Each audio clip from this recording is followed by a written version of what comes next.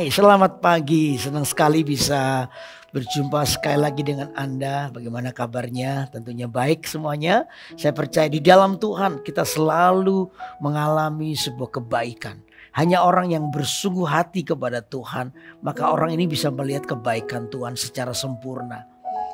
Kadang-kadang orang yang gak tulus mengikut Tuhan mudah kecewa ketika persoalannya tak kunjung selesai, terus datang. Tapi bagi orang-orang yang mengikut Tuhan dengan tulus, orang ini kan selalu melihat kebaikan Tuhan secara sempurna. Dalam persoalan yang paling berat sekalipun orang ini selalu melihat kebaikan Tuhan. Nanti pagi hari ini mari kita datang kepada Tuhan. Mari kita bawa hati kita. Kita renungkan firman Tuhan, biar firman Tuhan ini berbicara buat hati kita semua. Amin. Untuk itu kita berdoa dulu ya. Tuhan Yesus, kami rindu firman-Mu menerangi hati kami. Kami rindu Kau berbicara kepada kami. Kami rindu Kau menuntun kami. Supaya apa yang baik, apa yang benar, apa yang mulia, apa yang menyenangkan hati-Mu, itu yang terus kami lakukan. Terima kasih untuk waktu ini. Kami serahkan semua kehidupan kami dalam tangan-Mu. Dalam nama Yesus kami mau merenungkan firman-Mu. Haleluya.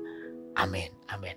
Nah, untuk itu pembacaan Alkitab kita pagi hari ini di dalam Matius pasal yang ke-6 ayat yang ke-25. Matius pasal 6 ayat 25. Saya akan bacakan buat saudara. Karena itu aku berkata kepadamu, janganlah khawatir akan hidupmu, akan apa yang hendak kamu makan atau minum. Dan janganlah khawatir pula akan tubuhmu, akan apa yang hendak kamu pakai. Bukankah hidup itu lebih penting daripada makanan dan tubuh itu lebih penting daripada pakaian? Nah saudara, Alkitab berkata jangan khawatir. Tentunya ini bertentangan dengan apa yang seringkali kita alami. Ya, tentunya kita ini pernah khawatir. Tidak ada orang di dunia ini yang tidak pernah khawatir. Orang yang tidak pernah khawatir berarti sudah selesai hidupnya. Pasti khawatir. Tapi Alkitab berkata jangan khawatir. Apa maksudnya? Jangan khawatir itu artinya begini. Kekhawatiranmu tidak boleh melebihi kepercayaanmu kepada Tuhan. Kekhawatiranmu tidak boleh mengambil alih pengharapanmu kepada Tuhan. Itu yang dimaksud. Jangan khawatir tadi itu. Setiap orang akan menghadapi yang namanya khawatir. Tapi kekhawatiran kita tidak boleh menonaktifkan kuasa Tuhan di hidup kita. Saya percaya sampai hari ini masih ada Tuhan yang sanggup menolong Anda dan saya. Dia Allah yang tidak pernah tertidur.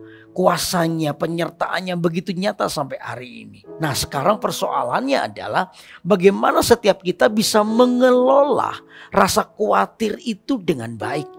Saya percaya kalau kita bisa mengelola rasa khawatir itu dengan baik, maka hidup kita itu akan tetap mengalami kekuatan yang daripada Tuhan. Sehingga orang tidak mudah stres, gak mudah tertekan ketika persoalan datang. Karena apa? Mengelola namanya kekhawatiran dengan baik. Nah itu pagi hari ini kita akan belajar bagaimana mengelola kekhawatiran itu dengan baik. Yang pertama adalah ini saudara. Yang pertama adalah ini. Meletakkan kekhawatiran di tempat yang tepat. Nah ini penting saudara. Bagaimana kita belajar untuk meletakkan kekhawatiran itu di tempat yang tepat. Maksudnya apa? Yuk kita baca ya. Ayat 25. Karena itu aku berkata kepadamu, janganlah khawatir akan hidupmu, akan apa yang hendak kamu makan atau minum. Dan jangan khawatir pula akan tubuhmu, akan apa yang hendak kamu pakai. Oh jadi Alkitab itu menasihatkan begini. Jangan kamu khawatir terhadap makanan atau minuman atau pakaian. Yang mungkin hari ini kita gak bisa, mungkin tidak lancar karena pergumulan keadaan kita. Jangan khawatir untuk hal-hal seperti itu. Karena kita percaya bahwa Tuhan tuh pelihara hidup kita. Burung di udara Tuhan pelihara, apalagi kita. Itu janji Tuhan. Berpeganglah pada janji Tuhan, Tuhan pasti pelihara hidup kita. Jangan khawatir soal makanan dan minuman dan pakaian. Tetapi dikatakan begini, bukankah hidup itu lebih penting daripada makanan dan tubuh itu lebih penting daripada pakaian? Jadi yang kedua dikatakan hidup itu lebih penting. Jadi Hidup Anda itu jauh lebih penting. Jadi Anda harusnya lebih khawatir kalau hidupmu jauh dari Tuhan. Anda harus khawatir. Nah disinilah kadang-kadang kita itu terbalik. Kita itu meletakkan sesuatu yang harusnya kita nggak perlu khawatir, tapi kita menjadi khawatir. Harusnya kita itu nggak perlu khawatir, tetapi kita menjadi khawatir. Sebaliknya harusnya kita itu khawatir, tapi kita tidak khawatir. Anda ngerti omongan ini? Pelan-pelan ya. Kadang-kadang kita itu khawatir kepada sesuatu yang tidak perlu kita khawatir. Soal apa? Makanan, minuman, dan pakaian tadi Alkitab bilang. Jangan khawatir. Tapi soal hidup Anda harusnya khawatir. Kapan? Ketika kita mulai jauh daripada Tuhan. Ketika kita sudah gak pernah baca Alkitab lagi. Kita sudah mulai gak pernah berdoa lagi. Harusnya kita khawatir. Tapi kita gak khawatir.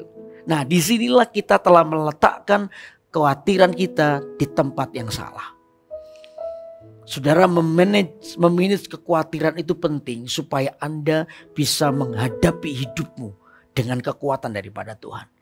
Seringkali orang gak kuat menghadapi persoalan, bahkan ada yang berpikir pendek, mau bunuh diri lah, macam-macam. Ya karena kekhawatiran yang berlebihan. Salah satunya adalah orang ini gagal meletakkan rasa khawatirnya di tempat yang tepat. Dia khawatir kepada sesuatu yang harusnya dia gak perlu khawatir. Soal makanan, minuman, pakaian, jangan khawatir. Alkitab jelas berkata, kalau Anda adalah anak-anak Tuhan, peganglah Alkitab ini. Firman Allah ini, jangan khawatir kepada soal makanan, soal minuman, soal pakaian, jangan khawatir. Tapi yang sisi yang lain, hidupmu itu lebih penting.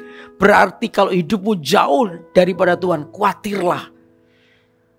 Takutlah ketika Anda mulai jauh daripada Tuhan. Ketika firman Allah sering Anda langgar. Ketika firman Allah tidak pernah Anda pegang penuh dalam hidupmu. Khawatirlah untuk hal-hal seperti itu. Saya percaya kalau Anda meletakkan khawatirmu di tempat yang tepat, hidupmu itu akan terjaga. Kenapa penting? Karena saudara begini. Kalau Anda meletakkan khawatirmu di tempat yang tepat. Begitu Anda jauh daripada Tuhan. Anda khawatir. Anda langsung datang kepada Tuhan. Hampiri Tuhan. Minta ampun kepada Tuhan, bangun kembali hubungan kita dengan Tuhan. Maka sisi yang lain, kekuatan manusia rohmu akan dibangun. Disitulah Anda akan dikuatkan menghadapi hidupmu. Amin saudara. Tapi kalau kita ini cuma khawatir kepada jasmani, rohani tidak pernah dipikirkan. Sekalipun Anda punya harta banyak, tapi rohanimu tidak pernah dipikirkan, Anda akan mudah tumbang. Anda mungkin mudah jatuh. Oleh karena apa? Manusia rohmu tidak pernah dikuatkan. Karena pagi ini kita belajar satu ini. Mengelola kekhawatiran yang baik. Yang pertama adalah meletakkan rasa khawatir di tempat yang tepat. Amin. Anda mengerti poin satu ini ya. Meletakkan rasa khawatir di tempat yang tepat. Disitulah kita akan mengalami kekuatan Tuhan di setiap hari. Dan saya percaya ketika Anda membangun manusia rohanimu, Anda kuat dengan iman, maka Anda akan mengalami kemenangan. Ujung-ujungnya Anda akan mengalami kemenangan di dalam Tuhan. Karena itu betapa pentingnya Anda boleh meletakkan rasa khawatirmu di tempat yang tepat. Amin. Lalu yang kedua apa? Memanage kekhawatiran yang kedua adalah kejarlah pertumbuhan rohani. Yang kedua ini, kejarlah pertumbuhan rohani. Saudara, bertumbuh secara rohani itu harus dengan sengaja. Pertumbuhan secara rohani itu harus dengan disengaja. Saya mau bertumbuh. Saya harus mengalami sebuah pertumbuhan secara rohani. Bagaimana caranya? Saya harus belajar. Saya harus baca Alkitab. Saudara ngerti gak? Ngerti, bacalah Alkitabmu. Saya percaya kita ini punya Roh Kudus yang satu saat akan bisa mengajari firman Allah ini dalam hidupmu. Dulu waktu saya sekolah Alkitab, saya ini kalau potong rambut tidak di sebuah salon. Ya saya yang potong rambut saya adalah teman saya. Bayarnya pakai mie instan, senang banget dia. Nah saya ini punya di daerah Tawangmangu itu, di daerah dekat pasar itu ada salon namanya Salon Mini. Salon Mini tidak terlalu berguna buat saya. Kenapa? Saya tidak pernah potong rambut di situ. Tapi saya lewat terus karena saya ke pasar, karena ini saya kerja baktinya di bagian dapur. Saya sering turun ke pasar dan itu sering kali melewati Salon Mini. Ya lewat aja, lihat Salon Mini. Saya tahu Salon Mini, tapi Salon ini tidak terlalu berguna buat saya. Tapi satu hari Di sekolah saya ada sebuah pertandingan bulu tangkis. Saya itu pingin lihat karena teman saya, sahabat saya lagi bertanding. Saya tanya teman-teman saya, di mana ya lapangan bulu tangkis? Ya, satu teman saya berkata, kamu tahu salon mini nggak? Oh tahu. Nah, lapangan bulu tangkis itu ya begini, di sebelahnya salon mini itu ada lorong kecil, kamu masuk di situ, notok, nah di sebelah belok kanan di situ lapangan bulu tangkis. Oh, saya langsung turun menemui salon mini, di sebelah saya lihat betul ada lorong, saya masuk notok belok kanan, saya ketemu lapangan bulu tangkis. Tidak terlalu susah karena saya menemukan salon mini. Baru hari itu salon mini berguna buat saya seumur hidup saya. Baru hari itu salon mini berguna buat saya. Sama dengan firman Tuhan. Saudara ngerti nggak ngerti, bacalah firman Tuhan ini. Dengan sengaja Anda baca firman Tuhan ini. Apalagi yang memperanakan ini memperanakan itu, Anda gak ngerti, baca aja. Saya percaya satu saat apa yang Anda baca itu akan berguna buat Anda. Apa yang Anda baca itu suatu saat akan berguna. Jangan remehkan sesuatu, bacalah sungguh-sungguh. Saya percaya kita punya Roh Kudus yang akan mengingatkan ayat yang mungkin tidak bagi Anda tidak terlalu berguna karena Anda gak ngerti. Satu saat akan pasti berguna buat Anda. Halo, amin. Saya waktu baca Alkitab ya di kitab yang ini memperanakan ini usia sekian mati, memperanakan ini usia ini mati, memperanakan ini usia mati. Saya baca, kadang saya ini apa hubungannya sama saya, raja ini umur sekian mati, ya sudah mati ya sudah. Tapi saya baca terus ketika saya baca itu akibat kepada saya apa? Saya tiba-tiba jadi sabar, saudara. Tiba-tiba saya jadi sabar. Karena gara-gara baca itu pelan-pelan saya dilatih sabar sama Tuhan. Percayalah firman Allah itu berguna mengubah karakter Anda. Katakan amin. Dan itu namanya dengan sengaja. Saya dengan sengaja mengejar pertumbuhan rohani. Dan itu yang akan dipakai oleh Tuhan untuk apa? Mengalahkan kekhawatiran saya. Ketika saya dengan sengaja bertumbuh secara rohani, saya sedang mengalahkan semua tipu daya iblis. Yang mungkin datang lewat persoalan, yang mungkin membuat saya khawatir. Tapi ketika saya bertumbuh, kekhawatiran saya sudah berbeda. Karena karena saya tahu Tuhan menyertai saya. Ini kekuatan hidup kita. Katakan amin. Ini kekuatan hidup kita.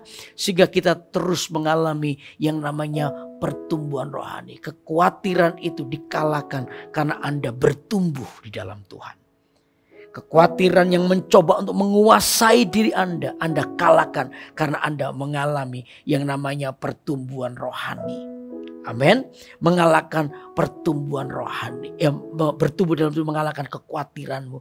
Sehingga kemenangan ada di pihak kita. Karena itu biar pagi hari ini ayo kita belajar untuk memanage kekhawatiran kita. Yang pertama, letakkan kekhawatiranmu di tempat yang tepat. Apa itu? Ketika Anda sudah mulai mundur dari Tuhan, khawatirlah. Khawatirlah, tapi jangan khawatir soal makan, minuman, dan pakaian. Sebab Tuhan akan menyediakan bagimu. Lalu yang kedua, berkomitmenlah dengan sengaja. Aku mau mengejar pertumbuhan rohani. Itulah yang akan bisa mengalahkan segala bentuk kekhawatiran yang sia-sia. Sebab Anda tahu Tuhan menyertaimu. Karena biar pagi hari ini mari kita bawa hidup kita kepada Tuhan. Pagi hari ini mari kita datang dengan hidup kita kepada Tuhan.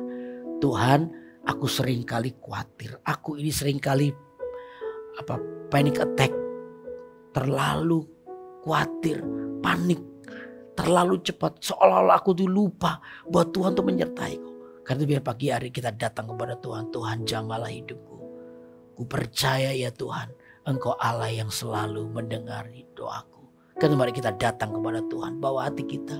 Kita nyanyikan pujian ini. Engkau tahu nanti seorang penyanyi akan nyanyikan pujian ini. Mari bawa hati kita kepada Tuhan. Mari kita datangi Tuhan. Engkau yang lebih tahu. Amin. Yes Lord. Cara untuk membuka jalanku. Amin. Amin. Engkau yang lebih tahu ya Tuhan. Engkau yang lebih mengerti. Haleluya.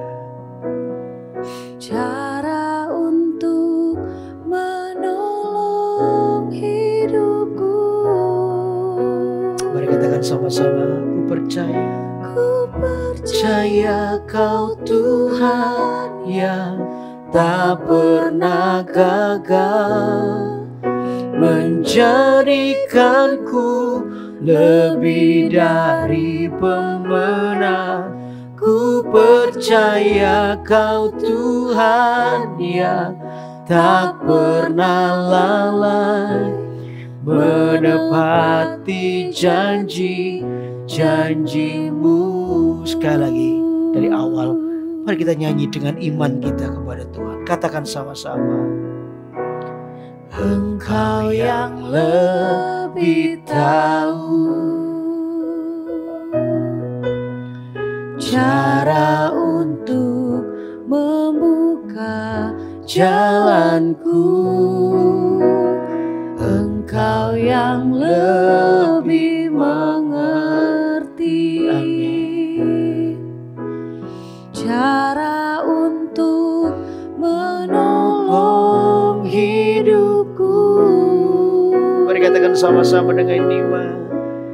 Ku percaya Kau Tuhan yang tak pernah gagal, menjadikanku lebih dari pemenang. Ku percaya Kau Tuhan yang tak pernah lalai, menepati janji-janji-Mu. Katakan dengan iman, ku percaya ya Tuhan.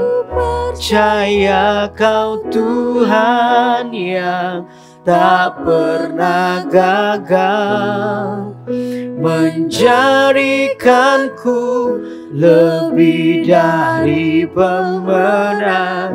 Ku percaya Kau Tuhan yang tak pernah lalai, menepati janji-janji-Mu, menepati janji-janji-Mu, menepati janji-janji-Mu, oh, menepati janji-janji-Mu.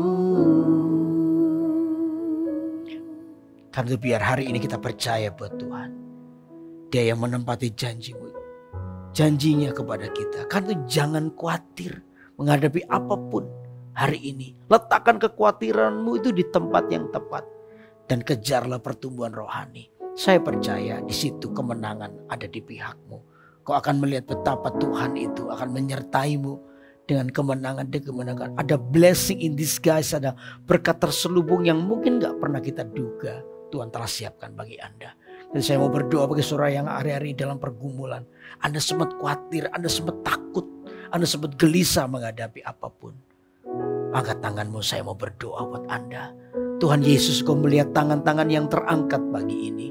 Kami datang dengan kerendahan hati kepadamu, mohon belas kasihan-Mu untuk menopang hidup kami, menolong kami. Kata hamba berdoa di dalam nama Yesus, kekuatan-Mu dicurahkan bagi umat-Mu ya Tuhan. Mereka yang hari-hari dalam pergumulan, biar terus mereka boleh menemukan jawaban dari Tuhan. Mereka meletakkan kekhawatiran itu di tempat yang tepat. Mereka tidak khawatir dengan soal makanan, soal minuman, soal pakaian. Tapi mereka mengkhawatirkan ketika hidup mereka menjauh dari Tuhan. Gara-gara persoalan itu mereka kecewa dengan Tuhan. Itu yang harus mereka khawatirkan.